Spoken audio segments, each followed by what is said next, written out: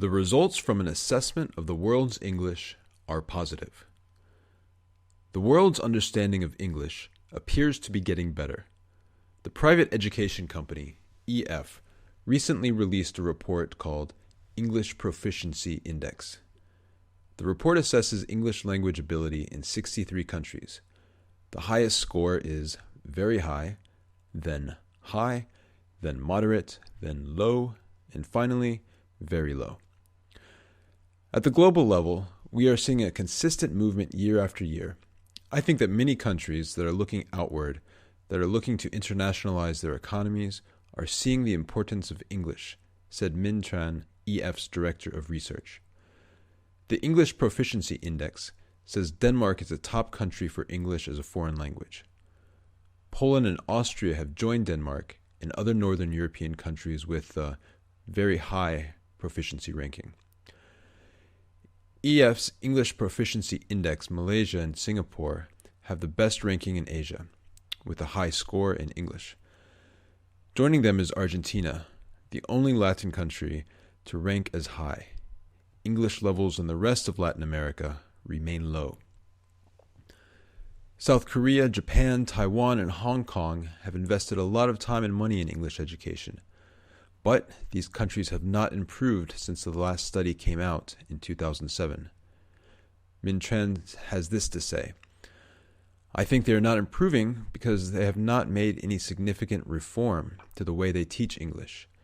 In Korea, Japan, Taiwan, Hong Kong, they still rely quite heavily on remote memory, and there's a strong focus on grammar and vocabulary acquisition, but not so much on the actual communicative skills. English language proficiency has actually fallen in many countries in the Middle East and North Africa, partly because of wars in the area. For its assessment, EF used online test results from 750,000 adults in 63 countries. The test takers were adults who chose to take the company's online test. They were not a random sample of the total population. For that reason, the results might be biased toward people who are interested in English and use the internet. Dr. Clive Roberts is the Director of Assessment, Analysis, and Research at ELS Educational Services. He does not know about the report's research methods, but he thinks the study is helpful. Conducting such research enables countries, regions, organizations to sort and assess their own position relative to other places. What trends are happening, then they can sort of reassess their own situation and figure out a strategy, he said. Improvements have also been noted on average scores for the TOEFL, the Test of English as a Foreign Language, and IELTS, the International English Language Testing System. Eileen Tyson is Executive Director of Global Client Relations at the Educational Testing Service. ETS produces the TOEFL. Ms. Tyson agrees that English proficiency is rising worldwide. Average TOEFL scores have risen by 2 points in the past 9 years. But she thinks it is not wise to compare countries by average TOEFL scores. She says many things can influence test results. For example, says Ms. Tyson, the age at which students start to learn English. Some native languages are closer to English. How many hours per week a student spends learning English, and what kind of curriculum they use. So all of these combine, we feel strongly that you really can't use TOEFL scores for comparing general proficiency across countries. In 2005, ETS made big changes to the TOEFL.